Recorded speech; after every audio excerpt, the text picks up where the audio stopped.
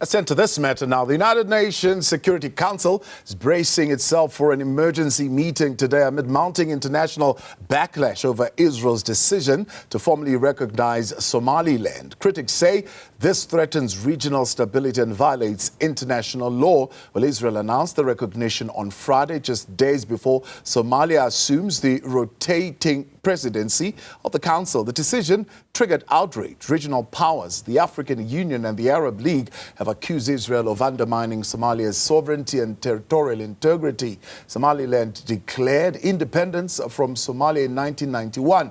The Arab League has now formally called on the Security Council to take a firm stance. For more on this, joined by Qaanitah in the studio. Good to have you, and thank you very much for your time. Thank you very much for having me. Numerous countries, African Union at large, but you've got Qatar, you've got Jordan, you've got the EU, you've got the United Kingdom, even though they might not have said it explicitly, all condemning this particular decision by Israel. Now, there could be various reasons why Israel has taken that decision, but when you look at this region, it's a breakaway region. It's critical as far as trade is concerned, that particular port. It is also a neighbor to Djibouti, which is America's biggest military base. Are those particular reasons coming into play here?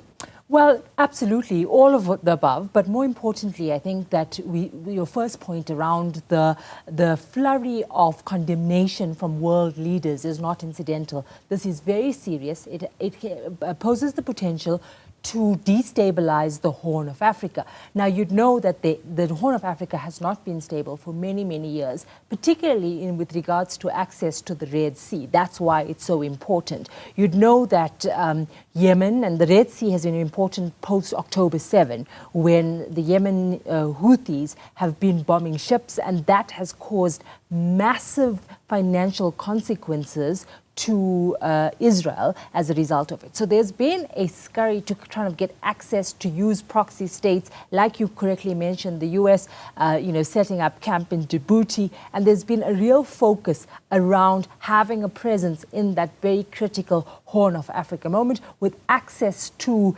the Bab el-Mandeb Strait, which is a strait in the Red Sea, which is an important trade corridor by ship. Now, Israel comes out. Benjamin Netanyahu has been flirting, if you like, with African countries. You know, previously Israel wanted to be an observer country in the African Union. That caused a lot of outrage. But they have been flirting with trying to have more influence in the Horn of Africa, but in Africa generally. And so Benjamin Netanyahu on Friday makes a surprise call, televised call, to the president of Somaliland and says, "We recognize you." Let's take a listen to what he said.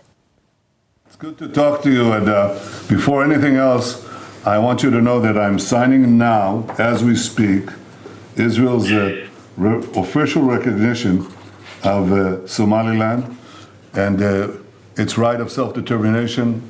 Our friendship is seminal and historic.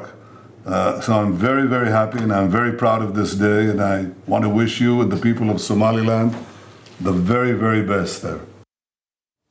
So, Tabo, Benjamin Netanyahu characterized it as an economic cooperation, as agricultural cooperation, and obviously trying to include Somaliland into the Abraham Accords. Yeah. But that's not how the world is interpreting it. The world is interpreting it as obviously a balance of power. Israel trying to deal with the fact that its ports are under strain and that it needs some access to the Red Sea, and that it's also about military positioning, and then also the fact that the pushback now is an interesting one, because who will you have, the UAE, you have the Arab League yesterday converging in Cairo to condemn Israel. You're also going to have the United Nations Security Council this evening at 10 p.m. sitting and talking about the matter. But the reality of it is the UN Security Council has been ineffective in pushing back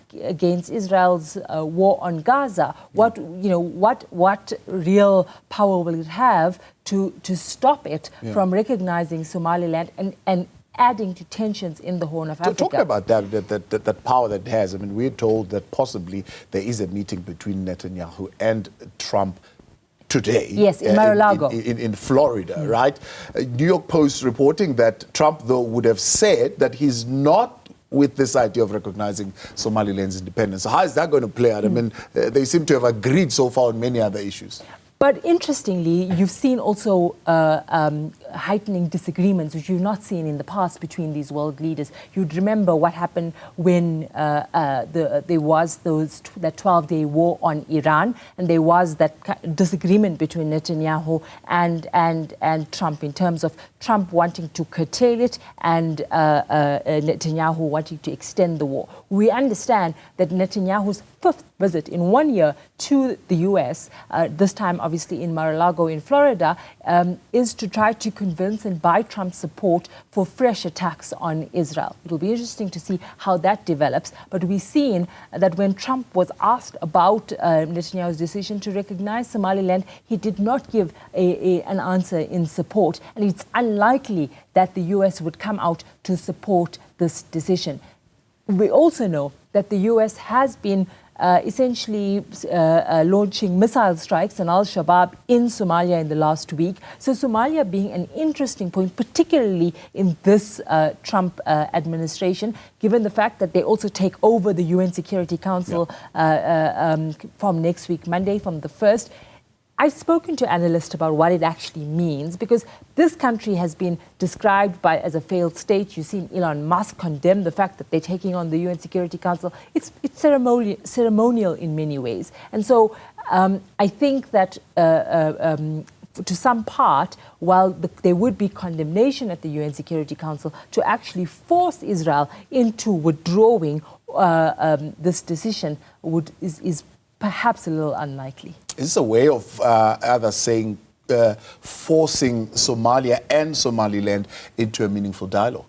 I don't think so. I think that what it does is that it further breaks and fractures any efforts at reconciliation. Now that you have one country in the corner of Somaliland, this has been, a 3-decade-long conflict, and you see protests across the country in Somalia, with the different tribes coming out and protesting, some carrying Palestinian flags in protest against Israeli decisions. You see in pockets of protest or celebrations in Somaliland with this decision. It's been a battle from 1991. Let's take a listen to how the president of Somaliland responded to Netanyahu's call on Friday.